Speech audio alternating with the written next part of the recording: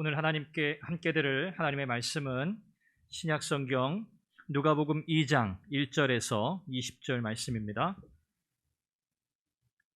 신약성경 누가복음 2장 1절에서 20절 교독하는데 제가 1절 먼저 읽고 20절은 함께 읽겠습니다. 그때 가이사 아구스도가 영을 내려 천하로 다 호적하라 하였으니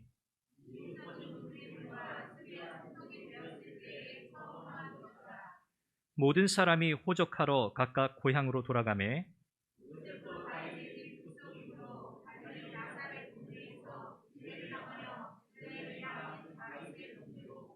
그 약혼한 마리아와 함께 호적하러 올라가니 마리아가 이미 잉태하였더라.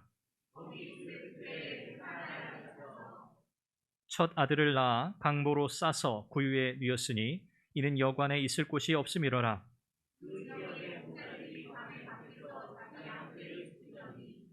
주의 사자가 곁에 서고 주의 영광이 그들을 두루 비춤에 크게 무서워하는지라.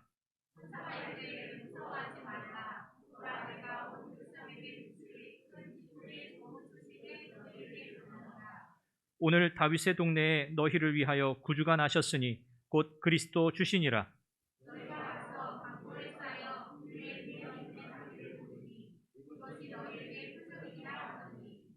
호련히 수많은 천군이 그 천사들과 함께 하나님을 찬송하여 이르되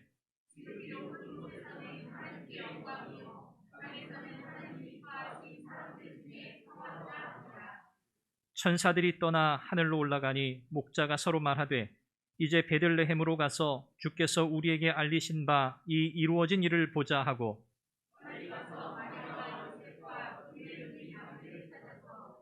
보고 천사가 자기들에게 이 아기에 대하여 말한 것을 전하니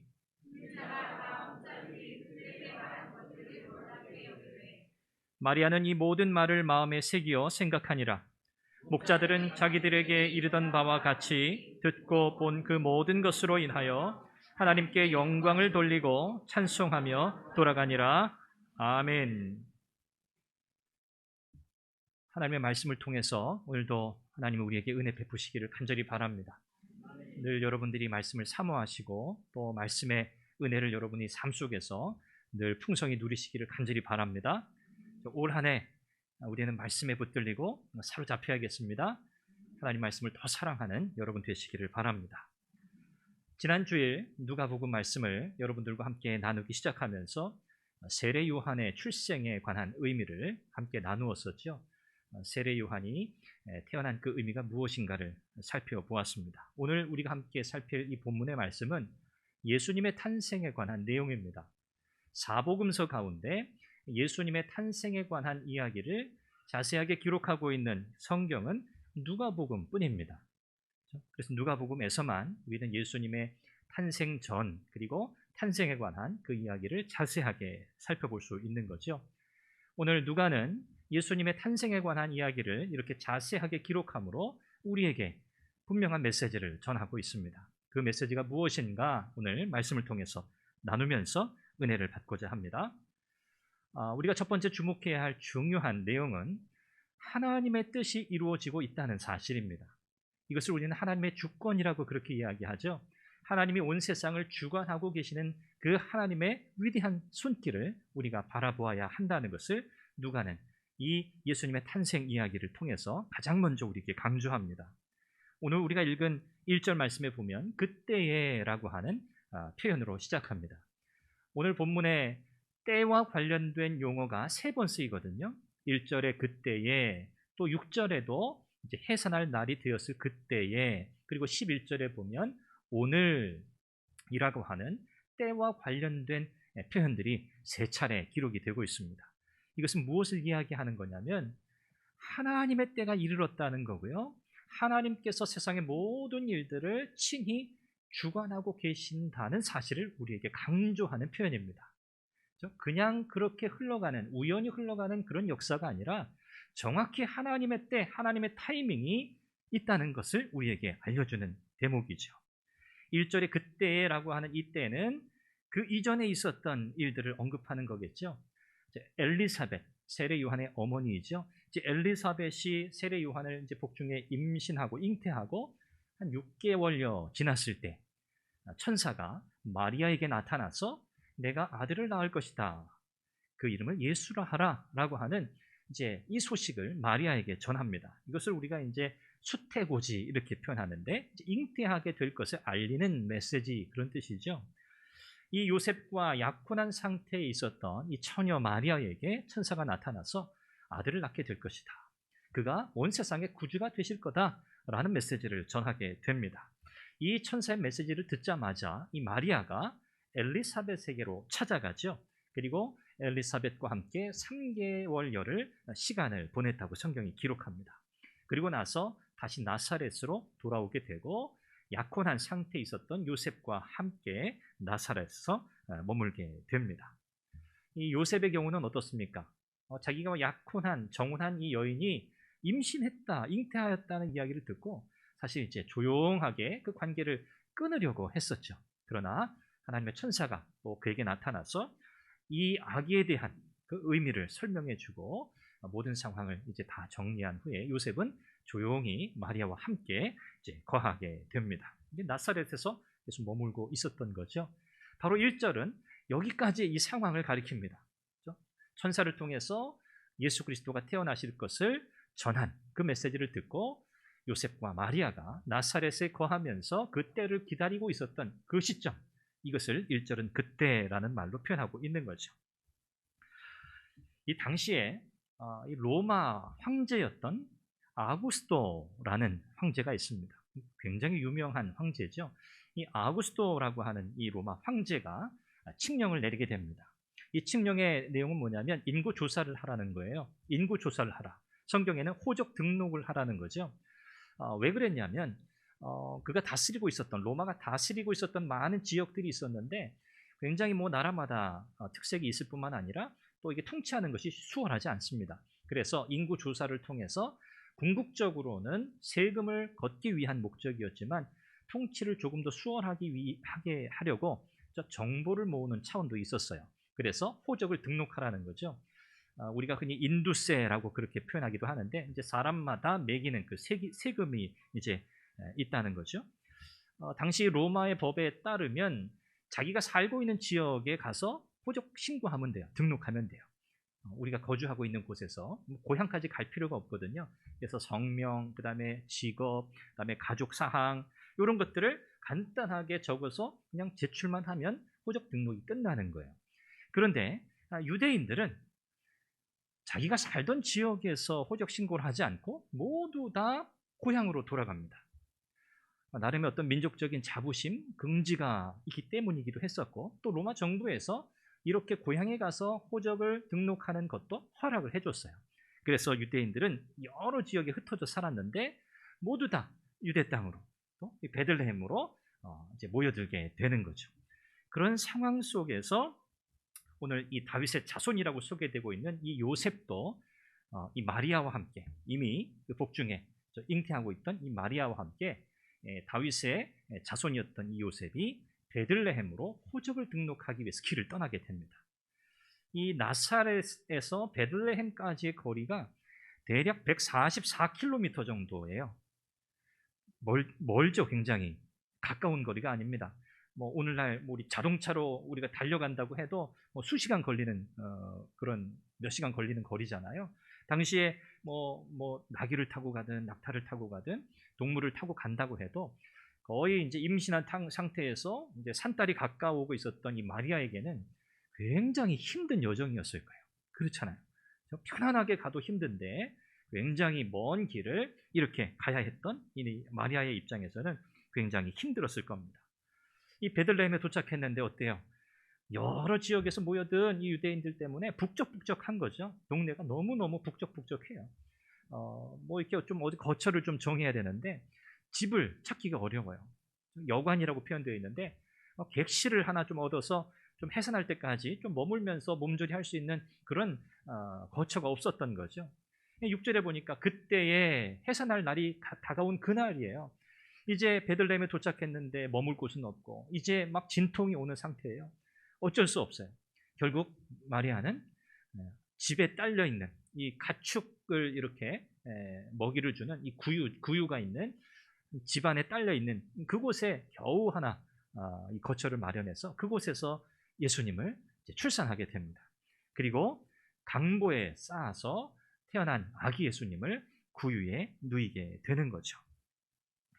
이 모든 과정을 보면 정말 어떻게 보면 참 극적인 하나의 이야기처럼 보이지만 이 모든 과정이 하나님의 계획 속에 있다는 것을 누가는 강조하고 있죠. 아까 처음 말씀드린 것처럼 하나님의 때라고 하는 표현을 누가는 강조하고 있습니다. 호적을 등록하라라고 하는 것은 어떻습니까? 세상의 통치자의 명령이에요. 세상의 통치자의 명령이었어요. 그런데 하나님은 세상의 통치자의 이 명령까지도 어떻게 사용하십니까? 하나님의 위대한 구원의 역사를 이루는 하나의 수단으로 사용하고 계시다는 거예요. 누가는 그 사실을 우리에게 가르쳐줘요. 아, 그렇구나. 아기 예수님의 탄생이라고 하는 것은 어쩌다 보니 그렇게 태어난 게 아니구나. 성령으로 잉태되었다는 사실로부터 시작해서 베들레헴이라고 하는 먼 지역까지 힘들게 그 긴 여정을 와서 거기에서 아이를 낳는데 그럴듯하게 잘 준비되어 있는 상황도 아니에요.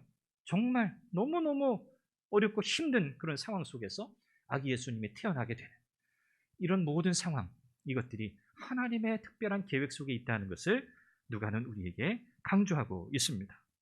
결국 이 말씀, 이와 같은 상황은 구약의 예언이 그대로 성취되는 거죠. 미가서 5장 2절 말씀의 성취라고 할 수 있습니다. 베들레헴 에브라다야, 너는 유다 족속 중에 작을지라도 이스라엘을 다스릴 자가 내게로 나올 것이라. 그의 근본은 상고의 영혼에 있느니라. 예수님께서 베들레헴에서 탄생하실 것을 예언한 이 미가서 5장 말씀이 세속 통치자의 호적 등록 명령이라고 하는 이것을 통해서 결국은 그대로 이루어지고 있다는 것을 우리는 보게 되는 거죠. 그래서 첫 번째, 여러분 기억하세요. 세상을 주관하시는 하나님을 오늘 누가는 예수님의 탄생 이야기 속에서 가장 먼저 우리에게 강조하고 있구나. 두 번째는 예수님께서 탄생하신다고 한 이 소식을 가장 먼저 들은 사람들에 관한 이야기입니다. 자, 예수님의 탄생 소식을 누가 제일 먼저 들었죠? 목자들입니다. 그렇죠? 오늘 우리가 함께 읽은 이 본문 속에서 예수님의 탄생 소식을 목자들이 처음 듣게 돼요. 여러분, 이 당시에 목자라고 하는 이 직업은 우리가 생각하면 얼마나 푸른 초장에서 유유자적하면서 막대기로 이 양들을, 가축들을 이렇게 몰면서 시간도 많고 여유롭고 분위기 좋아 보이잖아요. 그러나 그렇지 않아요. 당시에 목자라고 하는 직업은요, 가장 멸시받던 직업 가운데 하나였어요. 천대받던 직업, 별로 쳐주지 않는 거예요. 목자라고 하는 사람들하고 잘 어울리기를 싫어했어요. 왜냐하면 이 가축들, 동물들하고 이렇게 어울리면서 지내야 하는 이 목자들은 율법에 따르면 부정한 사람들로 이렇게 여겨졌어요. 부정한 사람들. 그러니까 사람들이 만나서 관계하면서 이렇게 뭔가 어울리는 그런 일들을 싫어했던 거죠. 사회적으로도 인정받지 못하고 천대받고 있었던 정말 보잘것없는 이 목자라는 사람들에게 천사가 나타나 예수님의 탄생 소식을 처음 전하게 돼요. 참 이게 어떻게 보면 아이러니한 거거든요. 왜냐하면 누가는 오늘 본문 2장을 시작하면서 세상의 권력자, 이 당시 로마라고 하는 이 나라는 세계 중심과 같았어요. 로마 제국의 황제라고 하는 이 아우구스토를 처음에 소개하잖아요. 그의 호적 명령을 소개하잖아요. 이 세상의 권력자와 아주 극과 극으로 대조되고 있는 별 볼 일 없는 천대받던 최하층의 사람들인 이 목자들에게 복음의 메시지가 처음 전해졌다고 하는 사실을 굉장히 의미 있게 우리에게 보도록 하는 거죠. 이 당시 로마 황제였던 아우구스토, 성경에 아구스토라고 기록되어 있는데 이 사람의 본명은 가이우스 옥타비아누스라고 하는 그 이름이에요. 옥타비아누스, 그게 원래 자기 이름이에요. 자, 그런데 이 옥타비아누스가 로마의 황제로 등극하면서 로마의 원로원이 있잖아요. 로마 원로원이 이름을 다시 바꾸어줘요. 그 이름이 뭐냐면 아우구스투스라는 이름입니다. 이것이 이제 공식 명칭이에요. 황제를 부르는 공식 명칭이 아우구스투스. 그래서 이제는 이 옥타비아누스는 시저, 가이사, 아우구스투스라고 하는 이름으로 공식적으로 불리게 되는 거죠. 이 아우구스투스라고 하는 이름은요, 의미가 있는 이름이에요. 이것은 어떤 의미를 담고 있냐면 인간보다 신에 가까운 존재, 신의 아들, 육지와 바다의 황제, 온 세상의 은인이자 구원자, 신성한 아우구스트. 네, 당시에 이 황제를 칭하는, 그를 수식하는 이 표현들이 이와 같았어요. 그러니까 뭡니까? 이 황제는 거의 누구와 동격이에요? 신과 동격이에요. 그러니까 신이에요, 거의. 로마의 황제라고 하는 사람은 결국은 신과 같았어요. 이에 비하면 목자들은요, 정말 상대도 안 되는, 비교의 대상도 안 되는 그런 사람들이잖아요. 왜 하나님은 이 귀하고 복된 이 소식을 정말 별 볼 일 없고 하찮은 취급받던 목자들을 통해서 처음 그들에게 메시지를 듣게 하셨는가? 이것은 저는 그렇게 생각해요. 아우구스투스, 로마의 황제라고 하는 세상의 권력을 쥐고 흔드는 이 사람과 굉장히 대비시키면서 이제 태어나실 예수 그리스도, 그분은 사실 만왕의 왕으로 오시는 분인데 그분께서 세상의 권력자와 달리 어떤 방법으로 이 세상을 참 다스리실 것인가, 진정한 왕으로 오신 예수 그리스도의 통치가 어떨 것인가를 우리에게 사실은 보여주는 단서와 같아요. 그렇구나. 세상의 힘, 권세를 상대화시키는 역할을 하고 있는 거죠, 이 목자라는 사람들이요. 이렇게 목자들이 천사로부터 메시지를 듣게 되는데요, 밤중이에요. 밤중에 목자들이 양떼를 잘 지키고 있는데 호련히 갑자기 주의 사자가 나타납니다. 늘 이 천사의 등장은 거의 똑같아요. 그렇죠? 갑자기 등장해요. 그래서 그 천사를 마주하게 되는 사람들은 다 어떻게 반응해요? 깜짝 놀래요. 그리고 놀라고 무서워해요. 그렇잖아요. 마찬가지입니다. 이 목자들도 밤중에 양떼를 지키고 있었는데 주의 사자가 나타나니까 환하게 주의 영광의 빛이 비추는 거예요. 그러니까 놀라서 두려워했어요. 천사가 이야기하죠. 무서워하지 마십시오. 두려워하지 말라. 그러면서 기쁜 소식을 전합니다. 그게 10절과 11절의 말씀인데 오늘 본문 말씀의 사실 핵심이에요. 내가 온 백성에게 미칠 큰 기쁨의 좋은 소식을 너희에게 전하노라. 오늘 다윗의 동네에 너희를 위하여 구주가 나셨으니 곧 그리스도 주시니라. 이게 뭡니까? 복음이죠. 복음이에요. 천사가 갑자기 나타나 밤중에 양떼를 지키던 목자들에게 전한 메시지가 바로 이거예요. 여기서 우리는 중요한 몇 가지 사실을 깨닫게 됩니다. 복음? 이것은 누구를 위한 메시지인가? 여러분, 누구를 위한 메시지입니까? 온 백성을 위한 메시지입니다. 온 백성을 위한, 온 백성에게 미칠, 그랬잖아요. 이 복음의 메시지는 차별이 없는 거예요. 유대인들 아니에요. 그들에게만 전해진 메시지가 아니에요. 유대인을 넘어서서 이방인들, 세계 모든 사람들에게 해당되는, 그들이 들어야 하는, 그들을 위한 메시지라는 것을 밝히고 있는 거죠. 이것 때문에 사실 누가는 이 복음서를 시작하면서 로마 황제라고 하는 이 아우구스투스의 등장을 기록하고 있는 거예요. 세계 역사라고 하는 큰 틀 안에서 하나님께서 세계 역사 속에서 어떻게 파고들어 그분의 뜻을 이루어 가시는가, 예수 그리스도의 탄생이 구원과 관련해서 어떤 의미를 가지는가. 하나님의 구원은 유대 이 한 지역에 제한되는 것이 아니라 온 세계, 온 나라, 온 백성들을 위한 복음이구나 라는 사실을 우리에게 이야기하고 있는 거죠. 당시 로마 황제 아우구스투스는 주로 불렸습니다. 주, 구원자, 주, 퀴리오스, 영어로 로드, 그렇게 불렸던 사람이 로마 황제예요. 그 호칭은 이 로마 황제에게만 쓰던 호칭이에요. 그런데 예수님께서 이 땅에 어떤 분으로 오셨다고 오늘 천사는 이 복음의 메시지를 전합니까? 그리스도 주로 오셨다. 그리스도 주로 오셨다. 복음은 온 세상, 온 백성을 위한 메시지요. 예수님께서 이 세상에 어떤 분으로 오셨는가? 진짜 구주로 오셨다는 거예요. 진짜 로드, 진짜 퀴리오스, 주인으로 오셨다는 거죠. 당시의 주인은 누구였는데? 로마 황제였어요. 사람들은 다 그렇게 그를 불렀어요. 우리의 구원자시오, 우리의 은인이시오. 이렇게 로마 황제를 지칭했는데 세상의 역사 한가운데 진짜 구주이신, 참 하나님이신 그분이 이제 세상 가운데 오셨다고 천사는 목자들에게 전합니다. 다윗의 동네에 곧 베들레헴, 에브라다는 옛 지명이죠. 이곳에서 구원자, 구주가 탄생하실 것이라고 하는 이 예언의 메시지 그대로 예수님이 세상에 오셨다는 거예요. 이것이야말로 가장 큰 기쁨의 좋은 소식이라고 천사는 이야기하고 있습니다. 그러니까 초점을 누구에게서 누구로 옮겨가는 거예요? 로마 황제에게서 예수 그리스도에게로. 그렇죠? 이 시선이 옮겨지는 거예요. 복음의 메시지가 바로 그 역할을 하고 있는 거죠. 세 번째, 이 10절과 11절에 나타난 천사가 전한 이 복음의 메시지에는 또 한 가지 의미가 있습니다.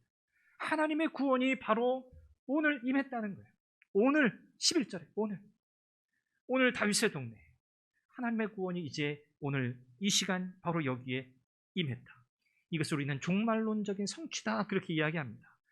오시리라고 한 예수 그리스도 메시아 그분이 오실 것이 아니라 이제 오셨다. 이제 오셨다.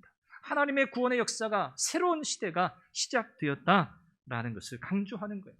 구원의 현재성, 하나님의 구원의 역사의 현재성을 강조하는 것이 바로 11절의 오늘이라고 하는 표현입니다. 천사가 이 메시지를 듣고 나니까 어떻겠습니까? 그들이 배움이 많아서 지식이 많아서 여러 가지 상황을 분별하고 그럴 사람들이 아니에요. 이 사람들이 너무너무 깜짝 놀랐어요. 그러자 12절에 천사가 그들에게 이렇게 이야기하죠. 강보에 쌓여 구유에 뉘어 있는 아기를 너희가 보게 될 거다. 이것이 너희에게 표적이 될 것이다. 무슨 말이죠? 내가 너희들에게 전한 이 메시지가 진짜인데 진짜라는 사실을 어떻게 입증할 수 있겠느냐? 너희가 아기 예수 그분이 태어나신 것을 보게 될 텐데 그분이 강보에 쌓여서 어디에 누워 있을 것이다? 구유에 누워 있을 것이다.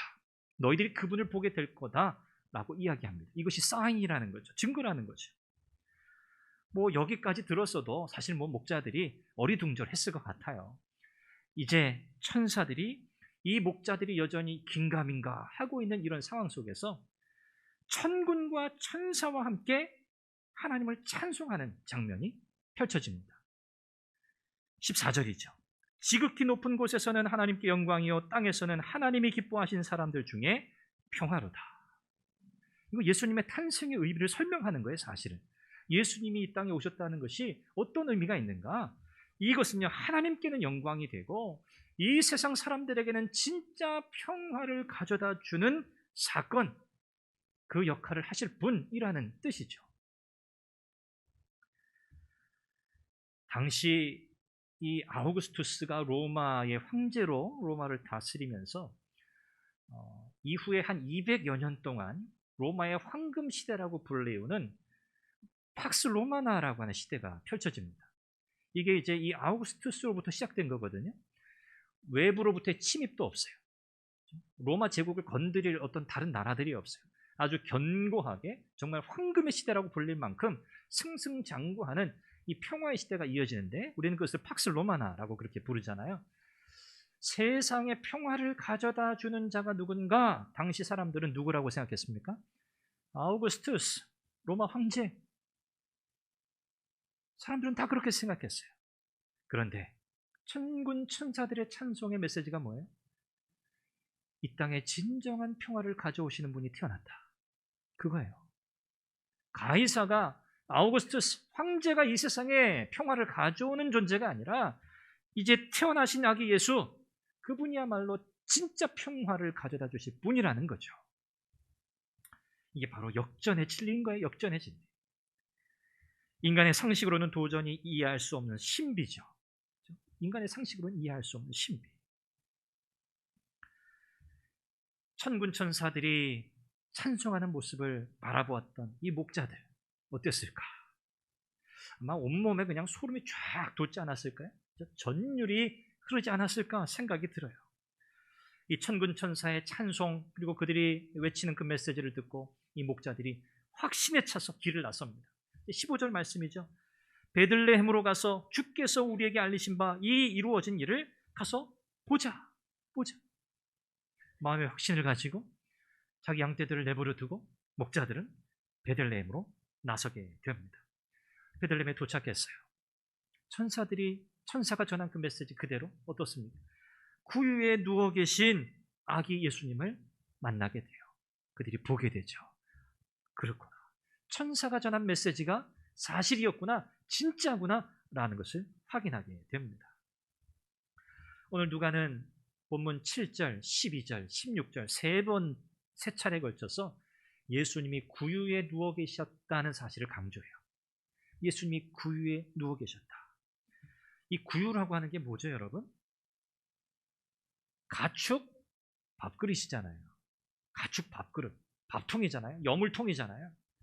그곳에 온 세상의 구원자가 만왕의 왕으로 나신 분이 동물 여물통에 가축 밥그릇에 태어나서 누이셨다. 여러분 어떠세요? 말도 안 된다. 말도 안 된다. 어떻게 그럴 수 있느냐? 그 귀한 분을 어떻게 그렇게 동물 밥통에 그렇게 누일 수가 있느냐? 그렇게 생각할 수 있잖아요. 그런데 누가는 세 차례 구유에 누이셨던 사실을 강조하면서 또다시 무엇과 대조시키는 거예요? 당시 세계의 주권자, 주인, 통치자, 왕, 신처럼 여겨지던 이 아우구스투스와 또 대조시키고 있어요.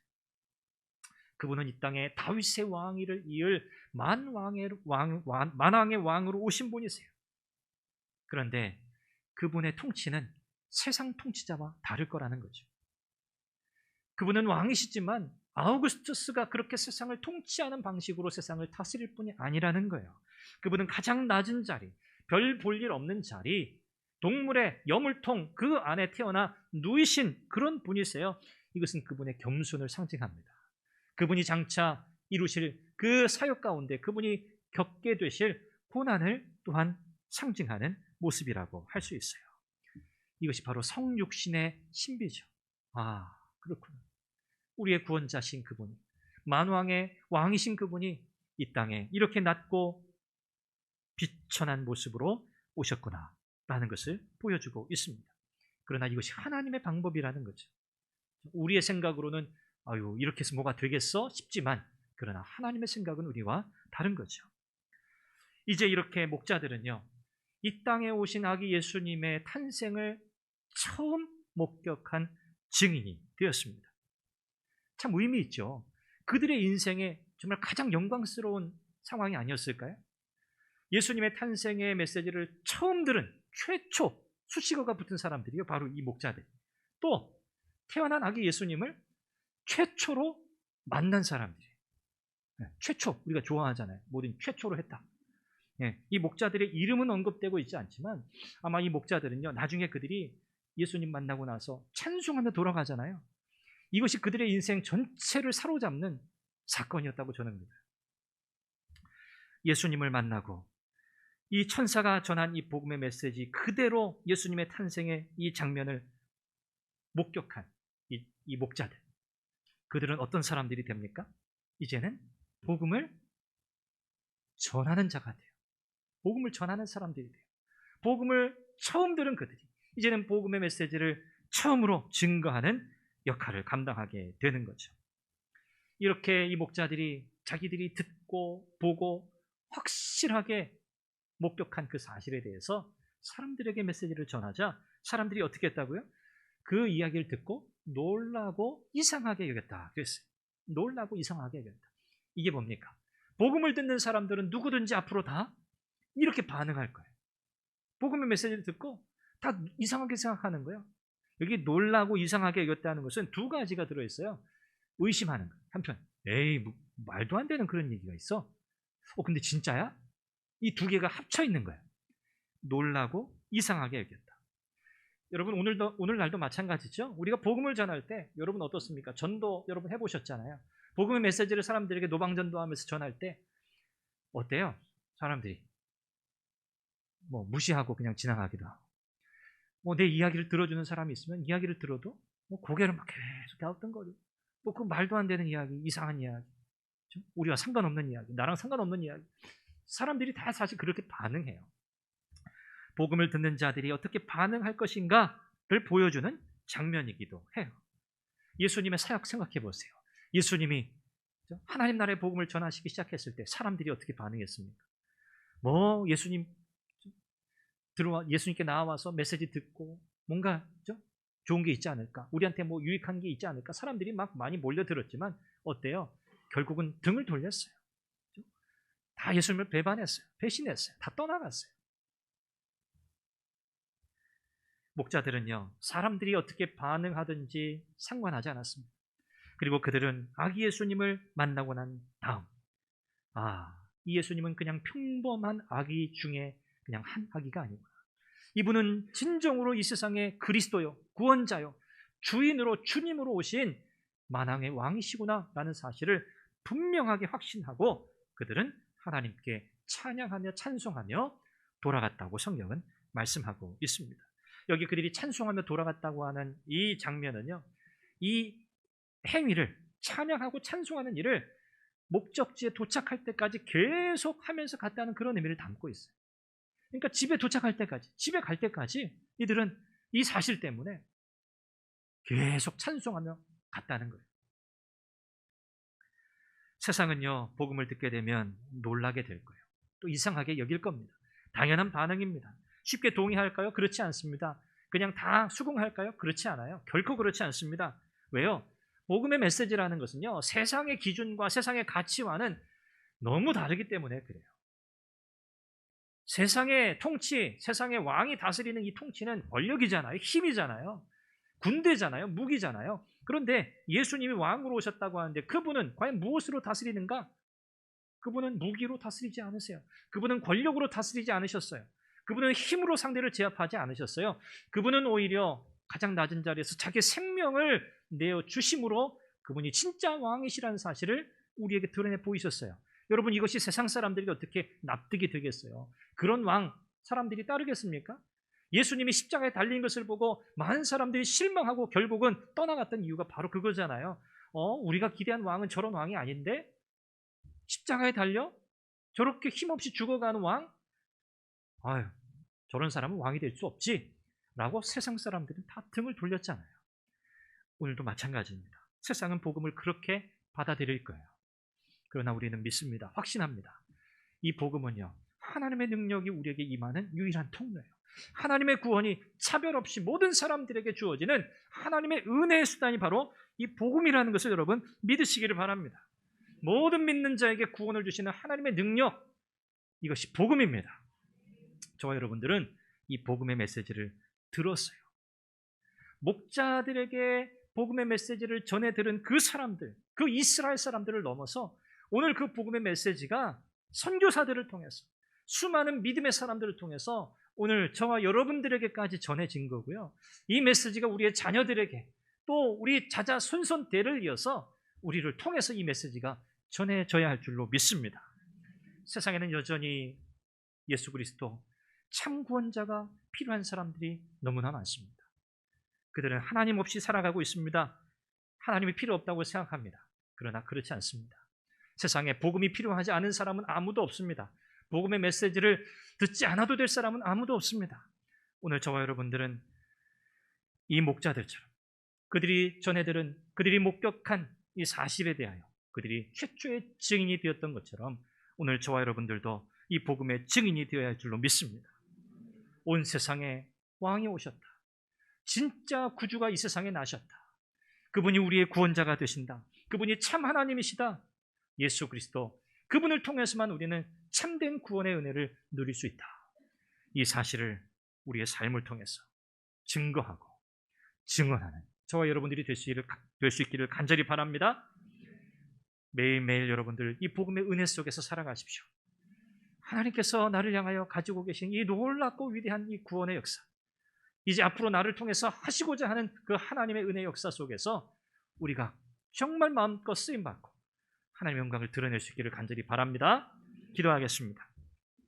우리 함께 기도하죠. 하나님, 나를 통해 예수 그리스도께서 이 세상에 오신 참 왕이시여 참 구주이심, 이 복음의 메시지가 나의 삶을 통하여 증거되게 하옵소서. 하나님, 나를 그렇게 사용하여 주옵소서. 날마다 복음의 은혜 가운데 거하며 참된 기쁨과 참된 평안을 누리게 하옵소서. 우리 한번 같이 기도합니다. 자비하신 아버지 하나님, 은혜와 사랑을 감사합니다. 오늘도 온 세상에 참 구주, 참 구원자가 나셨다고 하는 이 복음, 이 귀하고 복된 이 기쁜 소식을 전해들은 이 목자들, 하나님, 그들은 정말 이 복음의 증인이 되었습니다. 하나님, 오늘 우리에게 맡겨주신 사명이 바로 이건 줄 믿습니다. 하나님, 우리 또한 이 복음의 메시지를 힘있게 세상에 증거해야겠습니다. 온 세상의 참 구주, 진정한 왕, 참 하나님이신 예수 그리스도께서 이 땅에 오셨다는 사실, 하나님, 이 사실을, 이 복된 소식을 하나님 우리의 삶을 통하여 많은 사람들에게 증거할 수 있도록 은혜를 주옵소서. 세상은 쉽게 이 메시지를 받아들이지 않을 것입니다. 그러나 실망하지 아니하고 끝까지 이 사명 감당케 하여 주옵소서. 자비하신 하나님, 은혜를 감사합니다. 오늘 우리는 누가복음 2장을 통해서 예수님의 탄생 이야기를 살펴보았습니다. 이 땅에 진짜 구원자 참 하나님이 오셨다는 이 사실, 이 소식을 처음 전해들은 목자들이 최초의 복음의 증인이 되었던 것처럼 오늘 우리도 또한 복음의 증인의 삶을 힘있게 살게 하여 주옵소서. 하나님, 이 복음을 부끄러워하지 않도록 도와주시고 세상이 복음을 쉽게 받아들이지 않을 것입니다. 그들은 이 복음을 거절할 것입니다. 그러나 우리가 낙심하거나 위축되지 아니하고 끝까지 주의 능력을 힘입어 복음의 증인의 삶을 살아가게 하옵소서. 예수님의 이름으로 기도합니다. 아멘.